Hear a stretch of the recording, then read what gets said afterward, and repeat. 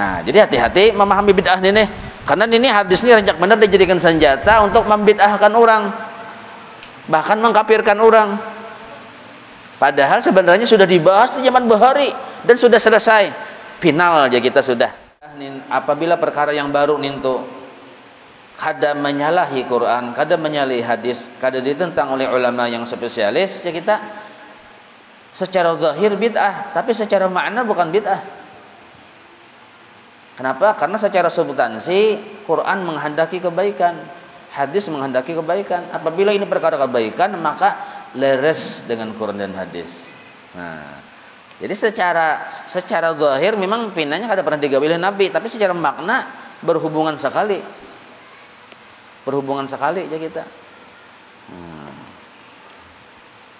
Ya Nabi misal at'imut ta'am, Nabi menyuruh kita, ya Nabi banyak-banyak menganyangi parut orang.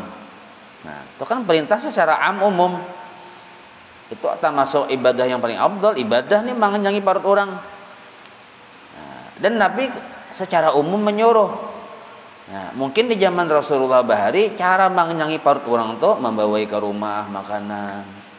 Kada ada lagi membawai ke warung. Pahamlah.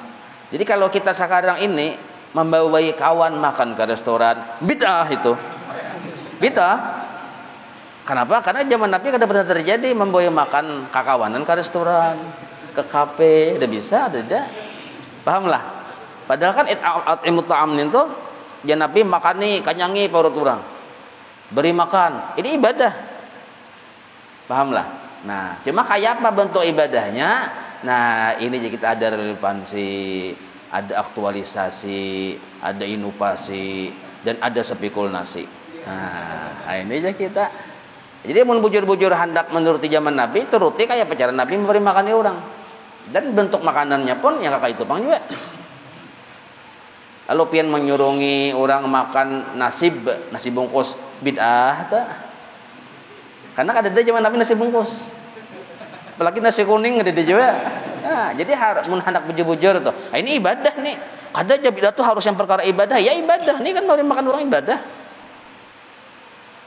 Nah, jadi ada suruhan Nabi yang umum, sifatnya kanyangi, beri makan. Sedangkan caranya Nabi kada matur. Nah, jadi caranya nintu sesuaikan tergantung situasi dan kondisinya. Cara kan Nabi kada matur. Caranya tuh, pahamailah. Nah, ini aja kita. Maka bid'ah ini banyak yang sifatnya baik. Lalu dipadahkanlah, walaupun kadang Nabi kada pernah menggawi, tapi ini aja kita misalnya membawa makan kawanan, kawarung, ke restoran misalnya. Kan secara substansi, secara makna kada bersalahan dengan maksud Nabi. Menganyangi parut. Walaupun secara gawian sungguh berbeda. Tempatnya kada sama, yang dimakan kada sama. Pahamailah. Nah, kita. Nah, itu aja kita. Jadi hati-hati memahami bid'ah ini. Ya bisa karas ya kita kayak ini nah. Jauhi olehmu akan perkara yang baru, karena perkara yang baru adalah bid'ah. Arti perkara yang baru kada pernah di zaman Nabi terjadi. Nah, ini sifatnya umum, apa aja. Nah, cuma ada yang lebih mengkhususkan perkara ibadah aja. Oke, ibadah. Di antara contoh ibadah apa? Ya tadi bersedekah. Nah, itu. Wa kullu bid'atin dhalalatun. Nah, ini penting banget. Setiap bid'ah, ada tafsirnya sini, setiap yang baru yang tidak ada di zaman Nabi, yang menyalahi Quran dan hadis, yang ditentang oleh para ulama yang paham Quran dan hadis, itu dhalalatun, sesat. Nah, itu tafsirnya. Jangan tiap bid'ah sesat. Terus adanya aja itu artinya kan udah paham benarnya, berarti memaknai secara terjemah. Harusnya hadis itu ditafsirkan ya kita. Siapa yang berhak menafsirkan hadis? Itu tentu para sahabat, murid-murid sahabat, para ulama. Nah, itu yang paham ya kita. Jadi tiap-tiap bid'ah yang ditentang oleh para ulama yang ahli Quran dan hadis, yang bujur-bujur paham, maka itu biasanya dhalalah sifatnya, sesat. Bid'ah ini macam-macam. Ada bid'ah pada i'tiqad. bid'ah pada gawian ibadah, bid'ah pada macam-macam aja kita bid'ahnya. Cuma yang paling berbahaya ini bid'ah pada i'tiqad. Zaman Nabi mengajarkan cuma wahdaniyat, mengesahkan Allah. Nah, zaman Nabi qul huwallahu ahad. Zaman Nabi aja kita innallaha ala kulli syai'in qadir. Nabi melajari sifat 20. Walaupun secara nama belum ada sifat 20. Jadi namanya itu bid'ah. Tapi secara makna, nah itu Nabi sudah melajari. Lalu kaina ada pemahaman-pemahaman yang salah. Lah, pemahaman-pemahaman yang salah yang memadahkan bahwa misalnya bahwa ada makhluk yang bersifat berkuasa yang berhak menentukan nasib inya. Nah, ini bubuhan Mu'tazilah. Nah, kada pulang kena ajaran-ajaran yang menganggap bahwa Allah segala-galanya lalu menghilangkan ikhtiar. Nah, ini bukan Jabariyah aja kita. Ada juga enggak itu. Nah, ini narnya bid'ah pada i'tiqad. Ada memadahkan Allah Ta'ala itu berbentuk, berbatang tubuh, bubuhan Mujassimah, dan lain-lain sebagainya. Itu dibahas oleh Datuk Kalampayan dalam kitab Tuhfatur Raghibin. Itu bid'ah pada i'tiqad kita. Artinya Nabi kada pernah melajari nang kayak itu. Sakanya timbul ajaran-ajaran nang kayak itu. Ini aja kita. Wa kullu bid'atin dhalalatun. Wa kullu dhalalatin, dan tiap-tiap dhalalah, tiap-tiap yang sesat, baik menurut i'tiqad lah, baik menurut kewajiban-kewajiban yang mutlak hukumnya wajib, sesat aja kita. Nah, kalau perkara yang sunnah bang, misalnya nih kada bujur kita menggawe, itu menurut kaul yang mu'tamad masih kada apa-apa. Nah, tapi kalau yang perkara yang wajib kita salah aja menggawi, apalagi meyakini salah tu bujur, murtad sudah, bid'ah narannya. Maka setiap yang sesat di mana andaknya finnar. Nah, ini penjelasan yang muncul dalam api neraka. Ciri bid'ah yang sesat ditentang ulama yang paham Quran dan hadis, kada sesuai dengan ijma' ulama. Nah, itu aja kita. Misalnya bang, anggaplah ulama yang ahli-ahli inilah, ini lainnya ulama yang yang ahli ya kita. Sulit bang kita yang zaman wahini yang mencari yang kaliber Imam Nawawi, sulit. Ulama yang kaliber yang Imam Nawawi, Imam Syafi'i, yang ahli ya kita cariannya nih tuh. Ada aja bang cita-cita. Ya kita mau burangnya ngalih cari. Nah, anggaplah ulama yang hebat-hebat ini yang menghirip-hirip nih. Lah 100%. Lalu mereka ini berbeda pendapat. Berbeda pendapat ya kita. Artinya kada semua sepakat. Ada yang memadahkan itu misalnya haram, ada memadahkan halal. Nah, ini lain perkara bid'ah naranya ini perkara furu'iyah. Pahamlah. Jangan itu bid'ah aja. Karena ulama memadahkan itu haram, lain itu furu'iyah naranya, cabang-cabang hukum. Nah, maka di situ ada toleransi ya kita, ada saling harga menghargai. Nah, itu. Ada juga kena para ulama mendakkan, itu sunnah, jangan sekong makruh, jawab pula. Balain lah. Ini furu'iyah naranya. Jadi jangan sampai gara-gara kita pro yang sunnah membid'ahkan yang makruh, ada boleh? Lah, gara-gara kita misalnya pro dengan yang maharam makan, membid'ahkan yang mahalalkan, enggak ada boleh Jon ini. Ini bukan perkara bid'ah naranya. Selesailah. Nah, kayaknya ada perkara bid'ah.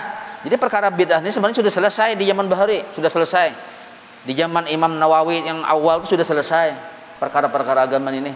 Definisinya, segala macamnya, bentuk-bentuk kayak apa bid'ah sudah selesai.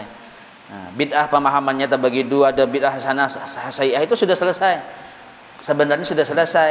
Jadi kalau ada masih yang memperdebatkannya bahwa bid'ah itu cuma satu, berartinya kurang pergaulan ya kita. Nah, kita orang pergaulan atau kurang piknik lah ya kita. Nah, minta. Jadi mulai zaman Bahari sudah. Bahkan Imam Nawawi Sani yang kedua lah, Imam Nawawi Al-Bantani itu dalam kitab kitab Sidin yang mensyarahkan Risalah Al-Jami'ah, narannya Bahjatul Wasail. Sidin menulis itu naran bid'ah itu 5. Yang bid'ah itu Sidin sebenarnya kada ada hukumnya. Apa hukum bid'ah? Ada dai hukumnya sendiri. Karena belum ada dicontohkan zaman Nabi, Bang. Nah, sedangkan hukum ini 5. Wajib, ya kalau haram, makruh, sunnah, mubah.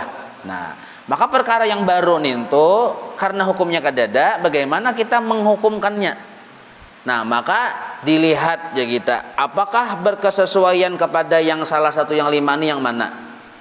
Oh, berkesesuaian dengan kriteria haram, maka bid'ah ini hukumnya haram. Nah, oh, yang perkara yang baru ini kriterianya berkesesuaian dengan yang wajib, maka jadi wajib.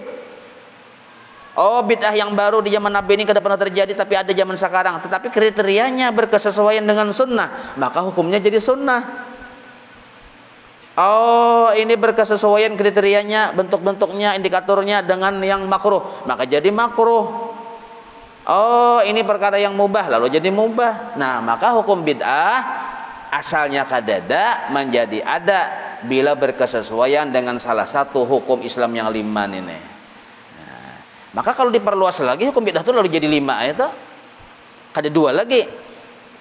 Yang 2 nih itu kan tadi hasanah, sayyi'ah, baik, buruk. Nah, lalu baik ini tingkatannya seperti apa? Ada tingkatan wajib, ada tingkatan sunnah. Nah, ada yang buruk, tingkatan haram, tingkatan makruh, ada yang mubah ya kita. Jelas saya itulah. Nah, jadi hati-hati memahami bid'ah ini. Karena ini hadis ini rancak benar dijadikan senjata untuk membid'ahkan orang. Bahkan mengkafirkan orang. Padahal sebenarnya sudah dibahas di zaman Bukhari dan sudah selesai. Final aja kita sudah. Nah, cuma karena kurang piknik lalu jadi gimana? Kurang piknik. Makanya penting ya piknik itulah. Jalanan sampai tahu ya kita ngampung orang, oh kayak nikah sekalinya. Nah, tapi ini piknik dari sisi intelektual. Nah, kita bukan piknik zahir, paham ya kita, oh kayak itu kah sekalinya. Nah, jadi jangan kita ini hanya paham ilmu agama, hanya bertaubat bahasa ini hanya hijrah. Hanya hijrah. Nah, lalu bermodalkan senjata ini, habis orang sakampungan kafir jinya. Modalnya ini Bang nah. Modalnya sebuting aja. Makanya kebanyakannya bebuan orang-orang yang katuju mengkafirakannya hafal benar hadis ini. Ini senjatanya Bang ini. Nah, apalagi zaman Maulid ini, bid'ah, kafir, syirik, khurafat, masuk neraka aja. Dalilnya, mana dalilnya aja. Nah, itu biasanya, biasanya tuh. Kan begaya aja Bang, itulah dalilnya, mana dalilnya aja. Inya tuh kurang piknik, padahal sudah tuntung, sudah orang selesai itu masalah ini. Di kalangan a'immatul ummah bahari sudah selesai pemandirannya, sudah leres ya kita beres. Konkret sudah, cak ibarat pengadilan tuh ingkrah sudah. Sekalinya kita mau ulang-ulang pulang nih. Nah, ini repot ya kita nih. Makanya bila ada pina yang kayak bid'ah kantuti aja sudah. Kalau tetapi dilawan nih kita. Nah, itu Imam Nawawi itu ulamanya, gurunya para ulama Nusantara. Nusantara tuh cakai beruh ini Asia Tenggara lah. Gurunya Asia Tenggara ini nih. Ada lepas sanad keilmuan dari Imam Nawawi ini tuh. Imam Nawawi yang Al-Bantani nih. Nah, itu. Sidin memadakan bid'ah itu jadi 5 hukumnya. Ada yang satu tok tuh ada. Pahamailah. Nah, kita jangan umpatan kita yang sesat-sesat ini nah, yang sebab hati-hati ya Nabi, kita jangan mudah mengkafirkan orang. Kalau orang tuh ada kafir, tak boleh ke seorang. Nah, tak boleh ke seorang.